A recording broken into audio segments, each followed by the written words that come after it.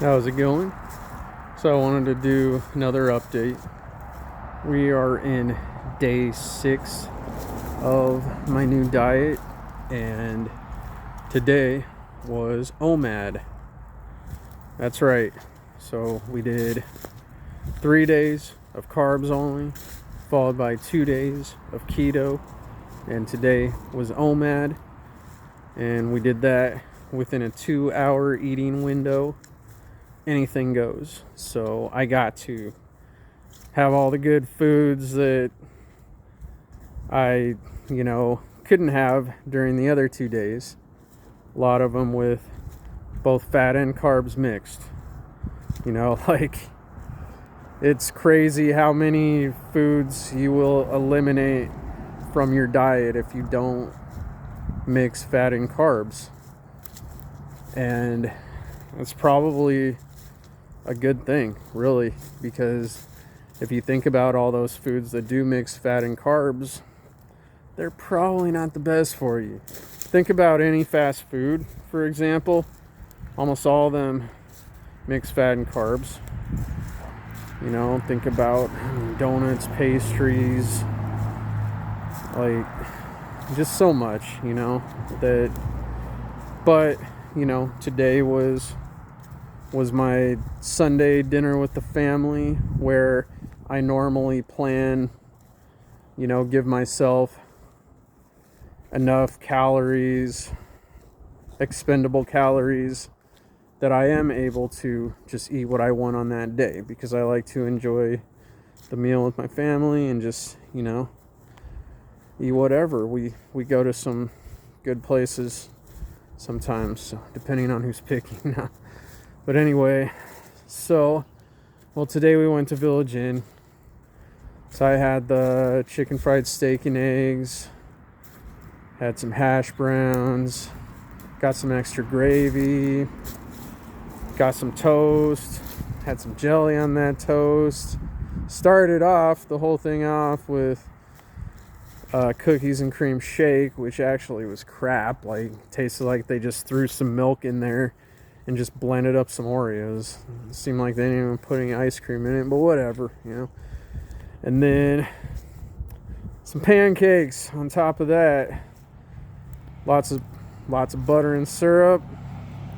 Another thing you can't do if you're not mixing your fats and carbs.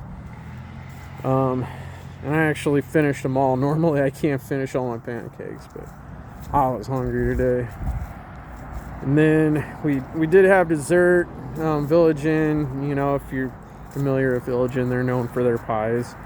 I've never really been too impressed with them, honestly. But so I had the lemon supreme pie. I only ate half of it just because it wasn't that good. And for dessert and stuff, for sweets, if it's not really good, I don't like to waste the calories on it. I'd rather eat something that I'm gonna enjoy if I'm not doing it for the nutrition benefit. You know what I mean? That's so I'm very picky about my junk food. So then, since the pie left me wanting more, we actually stopped by the gas station on the way home. And then I had some Sour Patch Kids. So that was the meal, and that was about altogether maybe 35 to 3,800, somewhere in there. So yeah, calorie surplus today. Did that all within a 2-hour eating window. But that's okay.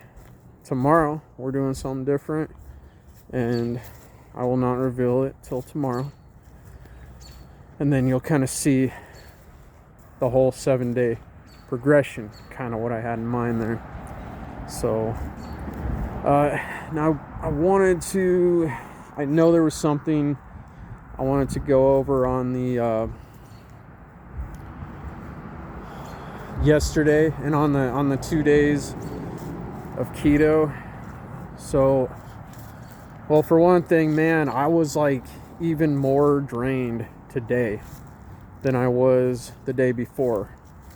So after doing like one day of keto, you know, and then going to the gym the next day, like I didn't have as much energy as I do normally, really. And then doing 2 days of keto in a row, like I was even more drained. Plus, I got up at my normal time, like actually around 4:45 to 5 a.m. And, you know, I was up for a little while, and then I just freaking laid on the couch and kind of dozed, like, you know, kind of falling asleep off and on. Did that for about an hour or so, and then I got up for a little bit. I freaking took like a 2-hour nap today, you know, and normally I don't take naps because I like to keep my sleep schedule in sync, you know, the circadian rhythms and everything. But man, I was just so fucking drained today. So I was like, yeah, you know, I don't think I'll have a hard time falling asleep tonight, or, you know, if I do, whatever, might not get as much sleep, but I got enough total, so I'll be okay. But yeah, so like I did leg day with my son today, and I was using like literally, so we did leg press, and we're doing myo reps. So, you know, use a little lighter weight, do higher reps, and get all the sets done quicker. So we have 5 sets of each exercise, right?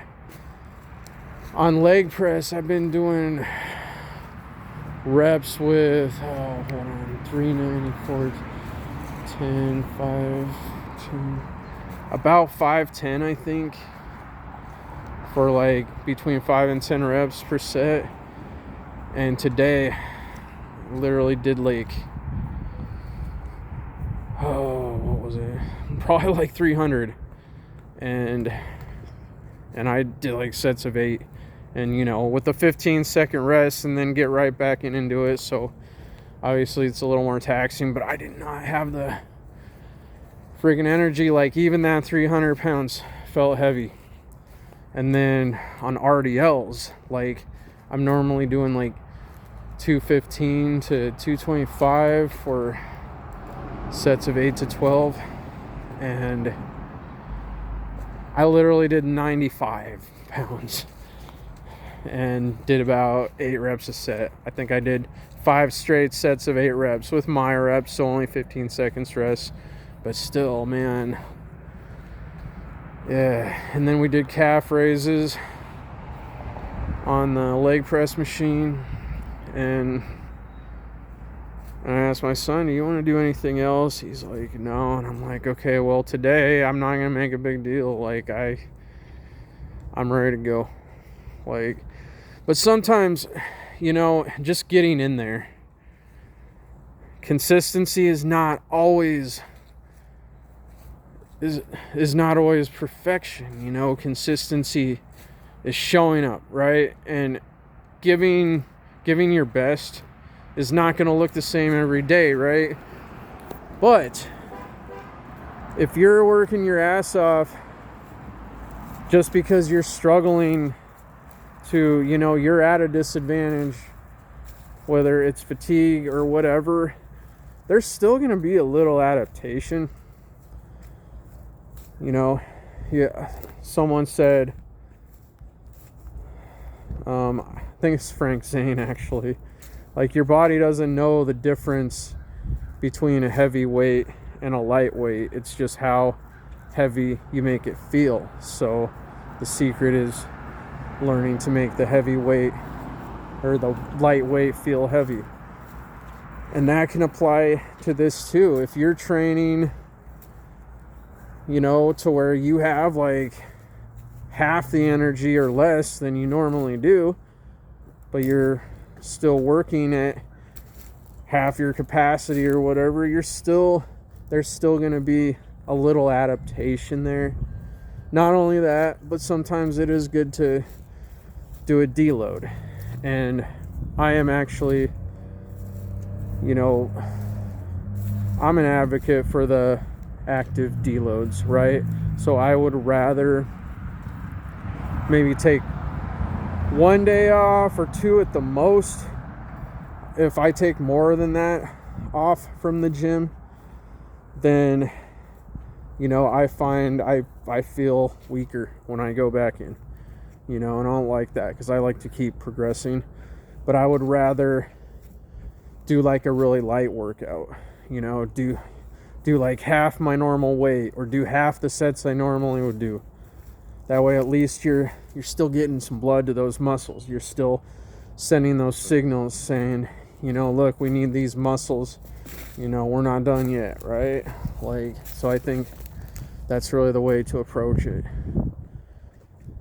But yeah, so, and then today, after 2 days of keto and then not eating anything until was 4 p.m. So 4 to 6 was my 2-hour eating window. Yeah, I was just drained. Let's see, I didn't or say what I ate yesterday. So yesterday I had 2 pounds of bacon, separate meals, okay? The first, for breakfast, I had a pound of bacon minus 1 strip of bacon that I gave to my wife, because I'm a nice guy. And I literally dipped the shit in avocado mayo.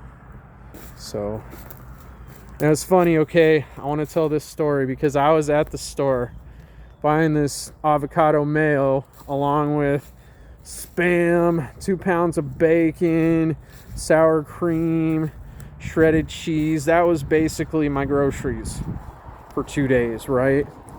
The lady who's checking out, she asked me, have you tried Miracle Whip? And I'm like, yeah, I like it on fish sticks.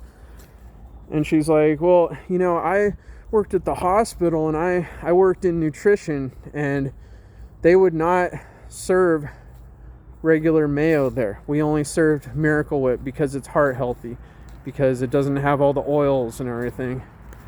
And I'm thinking, okay, this lady is 300 pounds and she's still wearing a COVID mask, okay, if that tells you anything. But yeah, I don't think I'm going to take health advice from you. Not only that, but she probably pointed out probably subjectively the most healthy thing among all that shit. She didn't have anything to say about the Spam or the 2 pounds of bacon,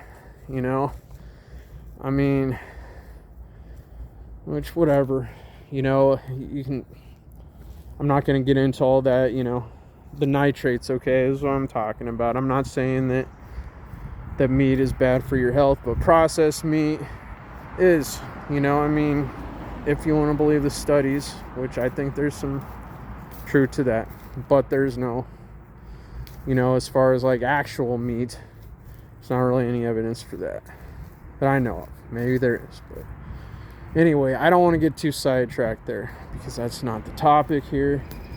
But so for lunch, another pound of bacon, and that's all I had, literally just a pound of bacon.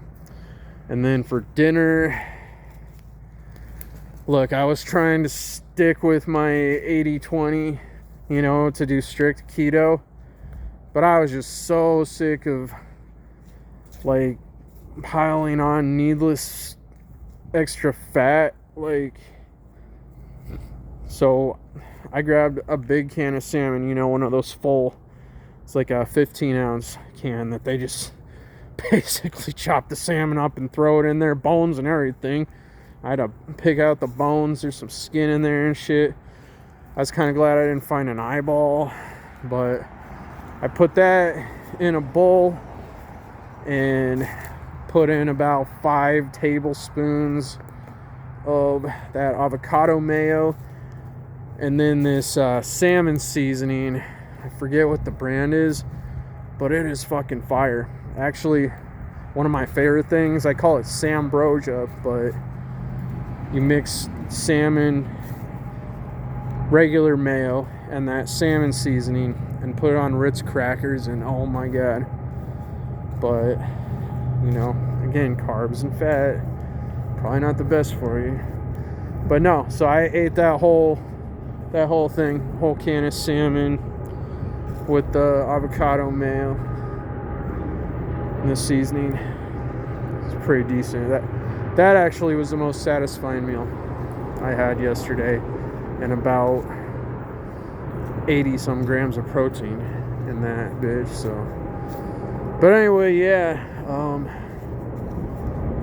this video is getting kind of long, so I'll go ahead and cut it short now. So tomorrow I will try to do another update in some way, shape, or form, and enjoy the rest of your Sunday. Bye.